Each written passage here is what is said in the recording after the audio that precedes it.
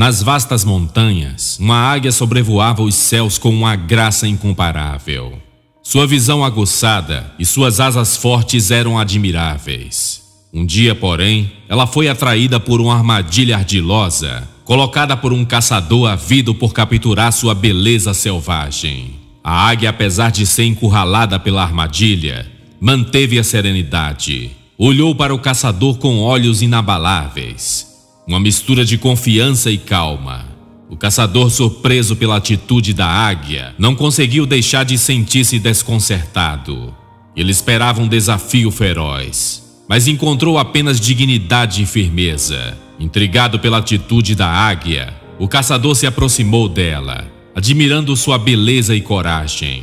Ele falou com ela, questionando por que não resistia ao lutar contra sua captura. A águia respondeu com uma voz interna, uma voz que ecoava em sua mente dizendo: minha verdadeira força não está em lutar, mas em permanecer firme em minha essência. O caçador foi tomado por uma resposta profunda.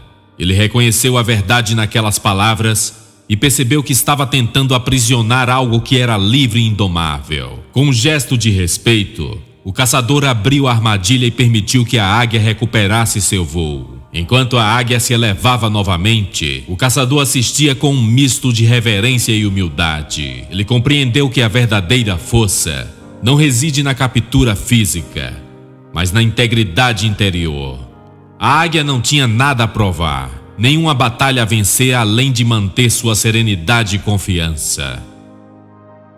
Moral da história: nesse conto aprendemos que devemos confiar em Deus e em sua vontade para nossas vidas, mesmo quando enfrentamos dificuldades e provações.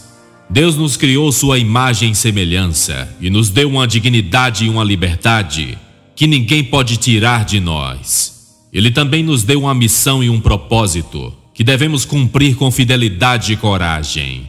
A Bíblia está cheia de exemplos de pessoas que confiaram em Deus e permaneceram firmes em sua essência, mesmo quando foram perseguidas, humilhadas, presas ou ameaçadas de morte.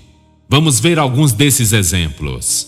Primeiro, Deus chamou Abraão para sair de sua terra e ir para uma terra desconhecida, lhe prometendo que faria dele uma grande nação. Abraão obedeceu a Deus e partiu sem saber para onde ia. Ele confiou na promessa de Deus, mesmo quando teve de esperar muitos anos para ter um filho com sua esposa Sara. Ele confiou em Deus, mesmo quando foi provado ao máximo, tendo que oferecer seu filho Isaque como sacrifício.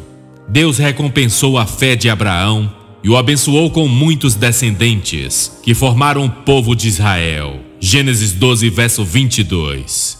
Segundo, José era o filho preferido do seu pai Jacó, mas foi odiado por seus irmãos, que o venderam como escravo para o Egito. Lá ele foi falsamente acusado por uma mulher e jogado na prisão.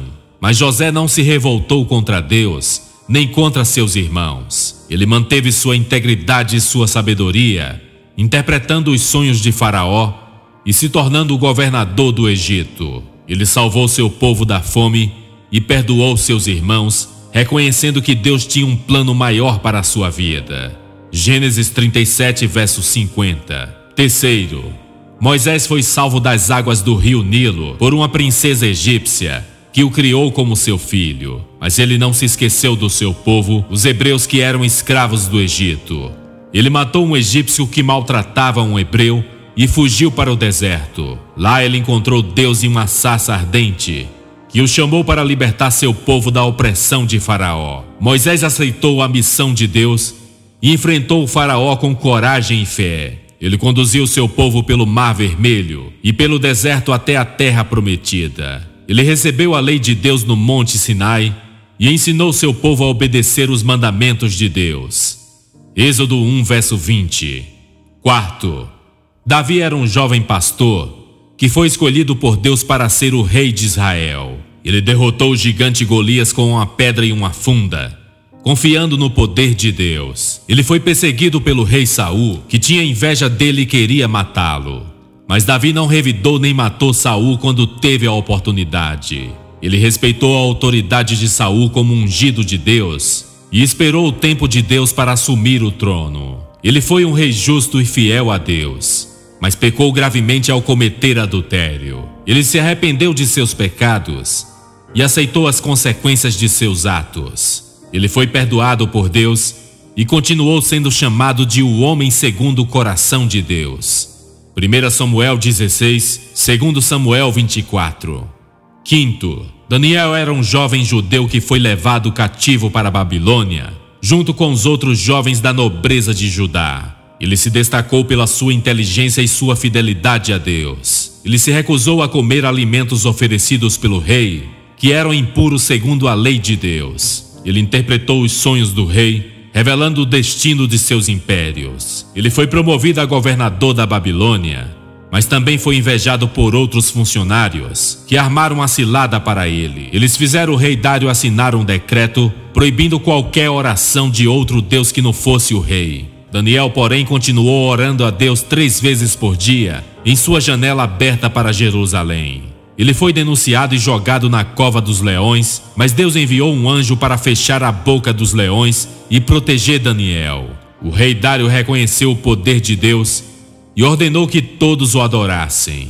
Daniel continuou servindo a Deus e ao rei com lealdade e integridade. Daniel 1, verso 6. Esses são apenas alguns exemplos de pessoas que confiaram em Deus e permaneceram firmes em sua essência, mesmo quando enfrentaram dificuldades e provações. Eles nos ensinam que Deus está conosco em todos os momentos e que Ele tem um plano para nossas vidas.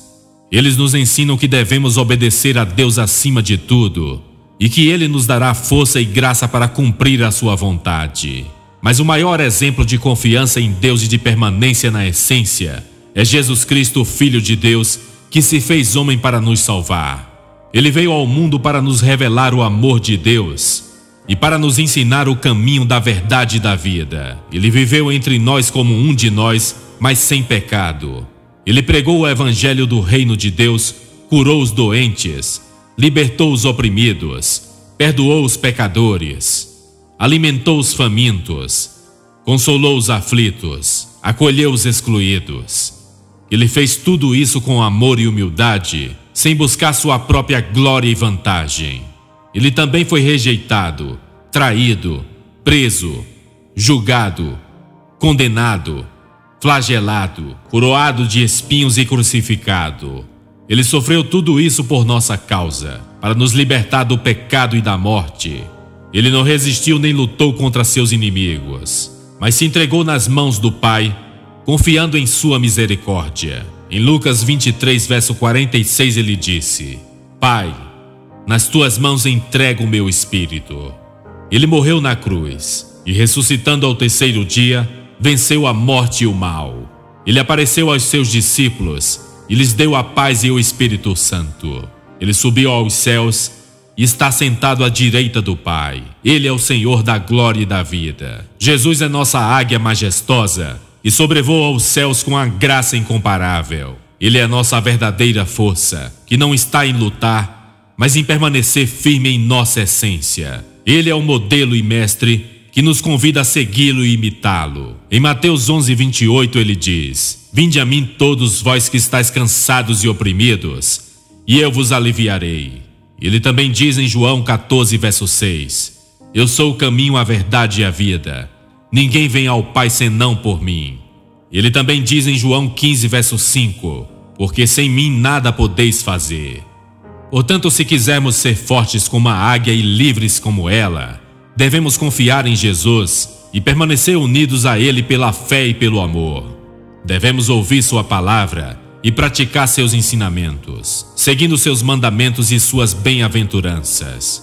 Se fizermos tudo isso, estaremos vivendo como águias, voando alto nos céus da graça de Deus.